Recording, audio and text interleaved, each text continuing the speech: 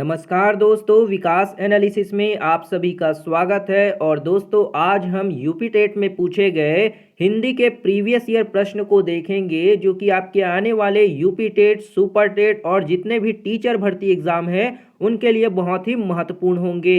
तो दोस्तों, अगर आप हमारे चैनल पर पहली बार आए हैं तो प्लीज़ हमारे चैनल को एक लाइक और सब्सक्राइब सपोर्ट जरूर करिएगा। चलिए दोस्तों, इन प्रश्न को हल करते हैं। पहला प्रश्न है आपका, निम्नलिखित में वाचन शिक्षण की विधि नहीं है। जो वाचन शिक्षण की विधि नहीं होगी उसको हमें बताना है। पहला ऑप्शन है आपका अनुध्वनिक विधि, दूसरा है ध्वनि साम्य विधि, तीसरा ऑप्शन है व्याख्या विधि और चौथा है आपका समवेत पाठ विधि। तो कौन सी विधि जो होगी आपकी वाचन शिक्षण विधि नहीं होगी? तो इसका सही आंसर क्या हो जाएगा? वो होगा आपका व्याख्या विधि, है ना। ऑप्शन नंबर 3 व्याख्या विधि आपका करेक्ट हो जाएगा। अगला प्रश्न देखते हैं, निम्नलिखित में अभिवृत्त्यात्मक उद्देश्य है। जो अभिवृत्त्यात्मक उद्देश्य है उसको हमें बताना है। पहला ऑप्शन है साहित्य का रसास्वादन करना, दूसरा है स्वानुभूत विचारों व भावों को अभिव्यक्त करना, तीसरा है धैर्यपूर्वक सुनना और चौथा है भाषा और साहित्य में रुचि। तो इनमें से कौन सा ऑप्शन जो होगा आपका अभिवृत्त्यात्मक उद्देश्य हो जाएगा? तो इसका सही आंसर होगा आपका स्वानुभूत विचारों और भावों को अभिव्यक्त करना। ऑप्शन नंबर 2 आपका करेक्ट हो जाएगा। अगला प्रश्न देखते हैं, हिंदी साहित्य के इतिहास के संबंध में modern vernacular literature of Hindustan किसने लिखी है? पहला ऑप्शन है सुमित कुमार चटर्जी, दूसरा है जॉर्ज अब्राहम गियर्सन, तीसरा ऑप्शन है आपका गार्सद तासी और चौथा है आपका धीरेन्द्र वर्मा। तो ये जो लिटरेचर है दोस्तों, इसको किसने लिखा है? जो मॉडर्न वर्नाक्युलर जो लिटरेचर है उसको किसने लिखा है? तो इसका सही आंसर क्या हो जाएगा? जॉर्ज अब्राहम गियर्सन ने लिखा है। ऑप्शन नंबर 2 आपका यहाँ पे करेक्ट हो जाएगा। अगला प्रश्न है आपका, बिरहनी बावरी सी भई। यहाँ पे आपको एक क्या दिया गया है? पंक्ति दिया गया है, बिरहनी बाबरी सी भई ऊंची चढ़ी अपने भवन में टेरत हाय दई, ले अचरा मुख असुवन पोछत अरे उघरे गात सही। किसकी पंक्ति है ये हमको बताना है। यहाँ पे आपको एक पंक्ति दिया गया है, तो ये किसकी पंक्ति है वो पूछा गया है। तो यहाँ पे कौन सा हो जाएगा आपका? यहाँ पे पहला ऑप्शन है आपका मीराबाई, दूसरा है आपका सहजोई बाई, तीसरा है आपका झामा चांदनी और चौथा है दयाबाई। तो इसका सही आंसर क्या हो जाएगा? तो ये हो जाएगा आपका मीराबाई, है ना। मीराबाई जो होगा यहाँ पे आपका करेक्ट आंसर हो जाएगा। अगला प्रश्न देखते हैं, हिंदी का पहला पत्र है। हिंदी का जो पहला पत्र है उसको बताना है। पहला है आपका ऑप्शन है इतिहास तिमिर नाशक, दूसरा है उदंत मार्तंड, तीसरा ऑप्शन है बनारस अखबार, चौथा है आपका हरिश्चंद्र मैगजीन। तो पहला हिंदी पत्र कौन सा हो जाएगा? तो वो होगा आपका उदंत मार्तंड, है ना। उदंत मार्तंड आपका पहला जो है पत्र हो जाएगा हिंदी का। दोस्तों, आप हमें कमेंट बॉक्स में बताइएगा कि उदंत मार्तंड की शुरुआत किसने की थी, है ना। इसको कमेंट बॉक्स में जरूर बताइएगा, कई बार एग्जाम में पूछा गया है। अगला प्रश्न देखते हैं। अगला प्रश्न है आपका, निम्नलिखित अवतरणों को ध्यान पूर्वक पढ़कर, यहाँ पे आपको एक अपठित गद्यांश जैसे दिया गया है जिसमें 36 से 40 यानी कि 4 क्वेश्चन आपको यहाँ पे बन जाएंगे, है ना। चलिए पढ़ते हैं इसको। पहला आपको दिया है, धर्म पालन करने के मार्ग में सबसे अधिक बाधा चिंता की चंचलता, उद्देश्य की अस्थिरता और मन की निर्बलता से पड़ती है। मनुष्य के कर्तव्य मार्ग में एक ओर तो आत्मा के बुरे भले कामों का ज्ञान, दूसरी ओर आलस्य और स्वार्थपरता रहती है। बस मनुष्य इन्हीं दोनों के बीच में पड़ा रहा है।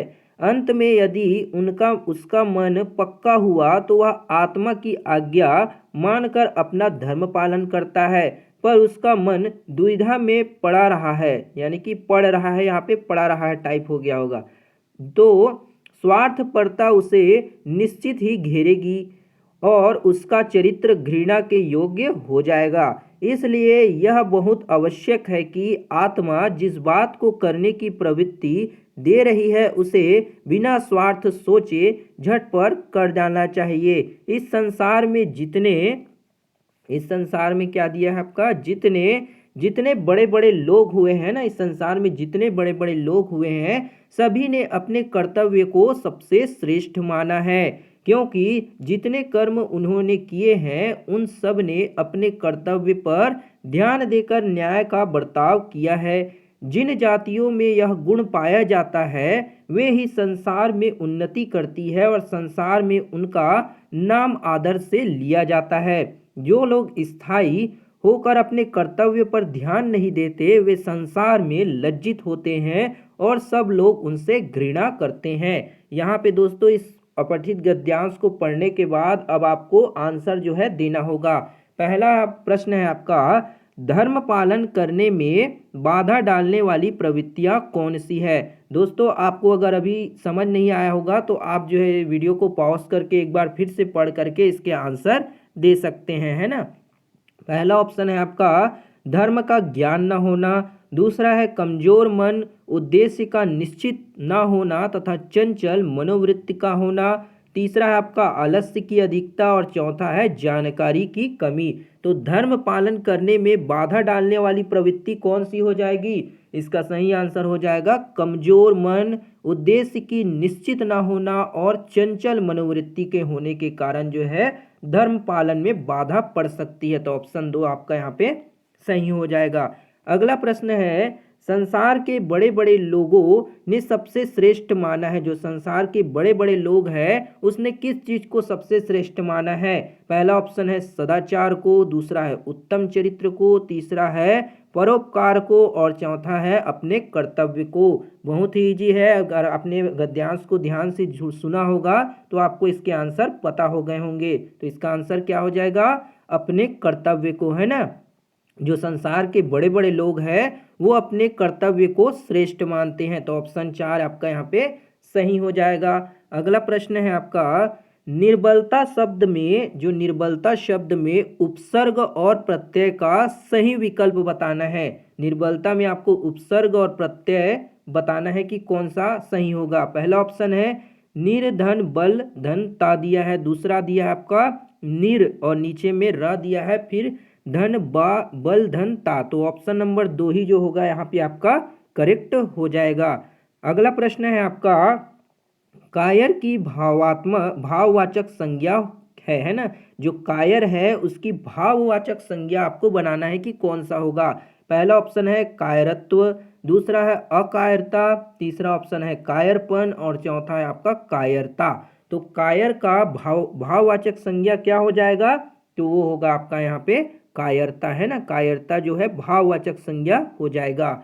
अगला प्रश्न है, अपना मतलब निकालने वाला के लिए उचित शब्द क्या होगा, यानी कि अपना काम करवा लेने वाले के लिए उचित शब्द यहाँ पे आपको बताना है। पहला ऑप्शन है स्वार्थपरता, दूसरा है स्वार्थी, तीसरा है स्वार्थपरक, चौथा है आपका कुटिल। तो अपना काम निकालने वाले के लिए उचित शब्द क्या हो जाएगा, वो होगा आपका स्वार्थी, है ना। ऑप्शन नंबर 2 यहाँ पे स्वार्थी दिया है तो ये करेक्ट हो जाएगा। अगला प्रश्न है, पंकज में कौन सा समाज है। जो पंकज है उसमें कौन सा समास होगा। पहला ऑप्शन है आपका द्विगु समास, दूसरा है द्वंद्व समास, तीसरा है कर्मधारय है और चौथा है बहुब्रीहि समास। तो पंकज में कौन सा समास हो जाएगा, तो वो होगा आपका यहाँ पे बहुब्रीहि, है ना। ऑप्शन नंबर 4 बहुब्रीहि समास करेक्ट हो जाएगा। अगला प्रश्न है, आयोगवाह कहा जाता है। आयोगवाह जो है किनको कहते हैं। पहला ऑप्शन है अनुस्वार एवं विसर्ग को, दूसरा है महाप्राण को, तीसरा है संयुक्त व्यंजन को और चौथा है अल्प प्राण को। तो आयोगवाह किसको कहते हैं, अनुस्वार और विसर्ग को।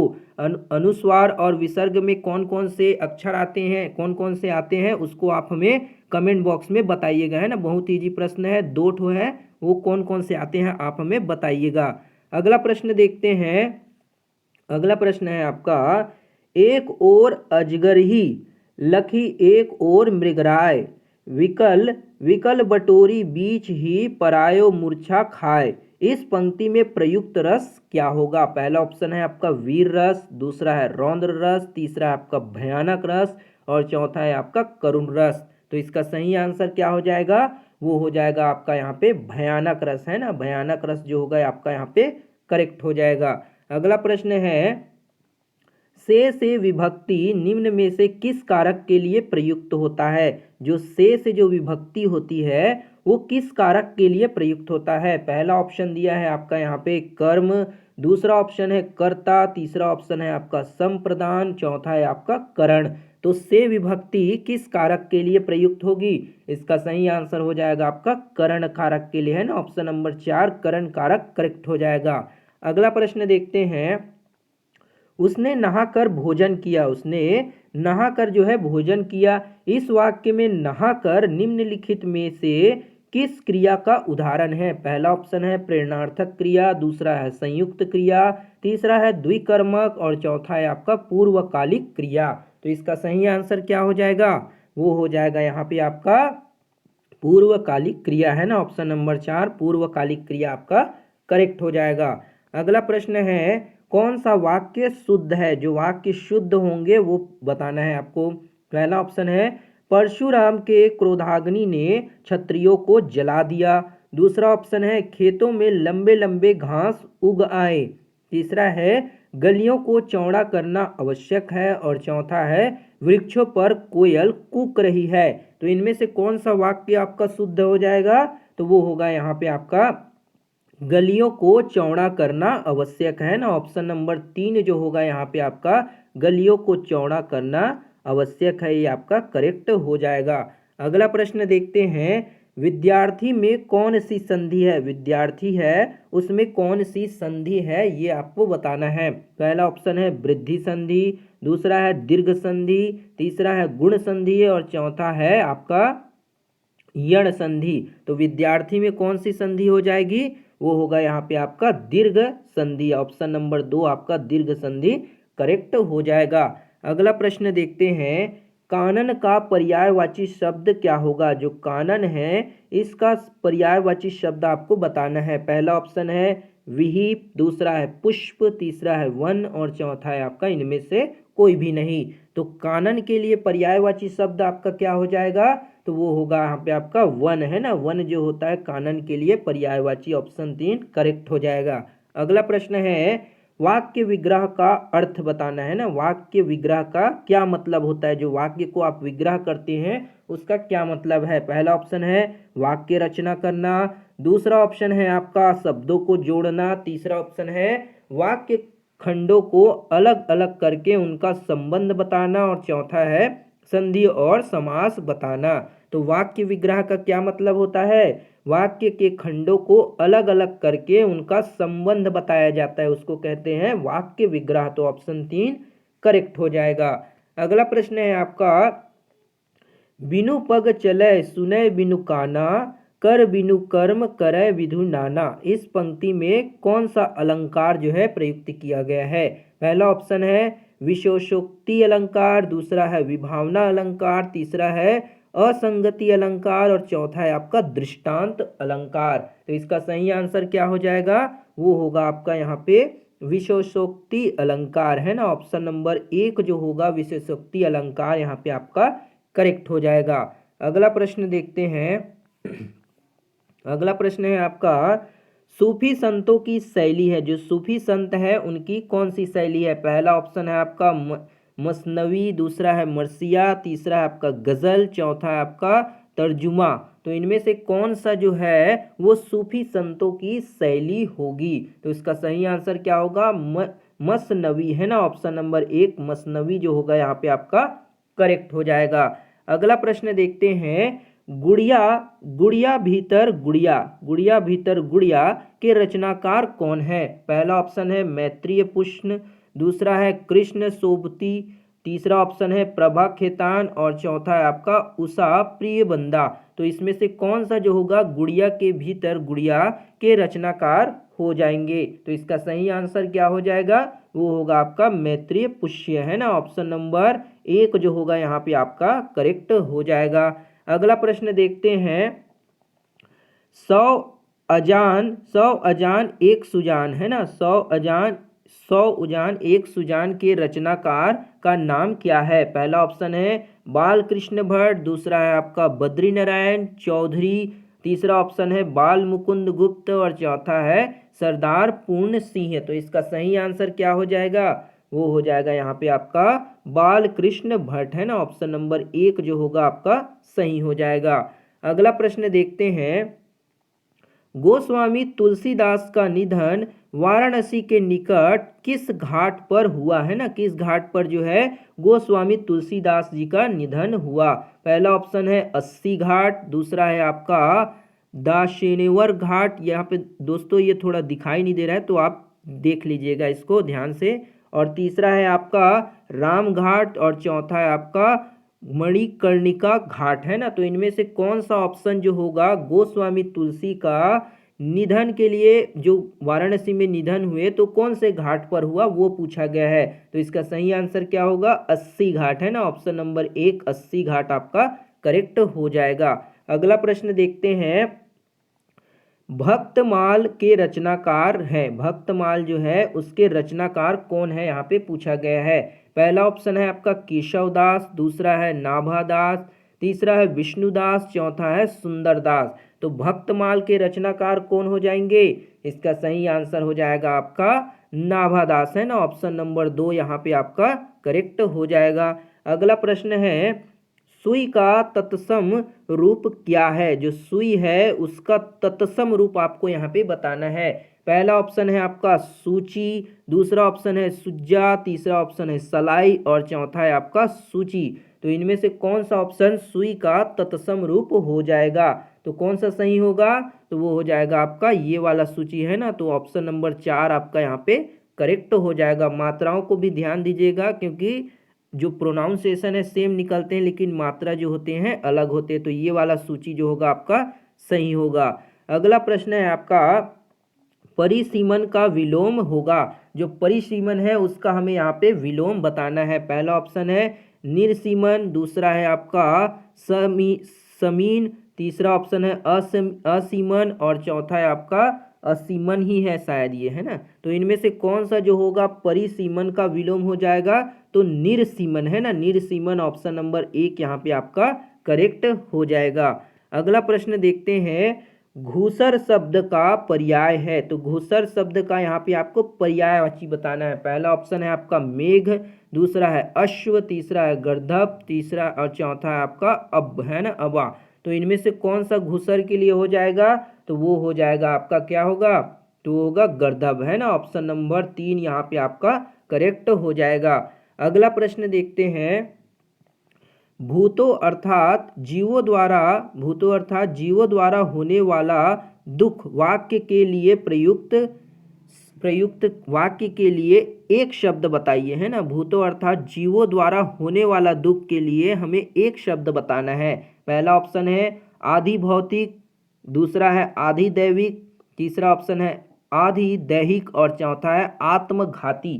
तो इसका सही आंसर क्या हो जाएगा, वो होगा आपका आधि दैविक है ना। आधि दैविक जो होगा ऑप्शन नंबर 2 यहाँ पे आपका करेक्ट हो जाएगा। अगला प्रश्न देखते हैं, ऊंट की जो है चोरी निहुरे निहुरे का अर्थ क्या होगा। ऊंट की चोरी निहुरे निहुरे का अर्थ हमको यहाँ पे बताना है। पहला ऑप्शन है बड़े काम जो है छिपकर नहीं किए जा सकते, दूसरा है जान जोखिम में डालना, तीसरा है उदंड व्यक्ति की धृष्टता और चौथा है किसी की वस्तु दूसरे को दे देना। तो ऊंट की चोरी निहुरे निहुरे का अर्थ क्या हो जाएगा, वो होगा यहाँ पे आपका जान जोखिम में डालना है ना। ऑप्शन नंबर 2 आपका यहाँ पे करेक्ट हो जाएगा।